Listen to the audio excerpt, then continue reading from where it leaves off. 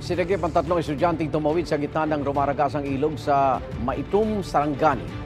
Patay naman ang isang lalaki kasunod ng landslide sa Tupi, South Cotabato. Darito ang unang balita.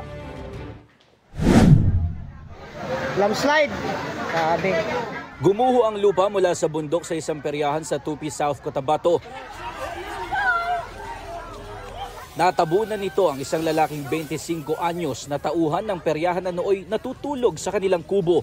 Ayon sa Municipal Disaster Risk Reduction and Management Office ng Tupi, pasado alas 2 ng hapon itong Lunes na magka-landslide sa lugar.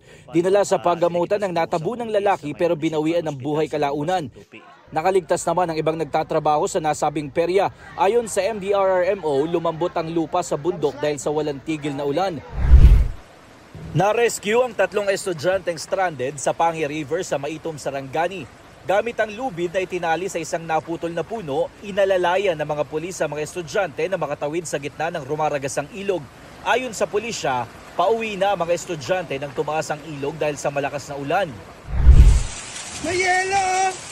Nakaranas ng pagulan ng yelo ang Bacoor, Cavite. Ine-enjoy naman yan ng isang mag-anak na naligo sa ulan. Unang beses daw nila itong naranasan. Ang mga pag-ulan sa malaking bahagi ng bansa nitong Martes kabilang ang South Cotabato, Sarangani at Cavite ay dulot ng easterlies ayon sa Pag-asa. Ito ang unang balita. Jomer Apresto para sa GMA Integrated News.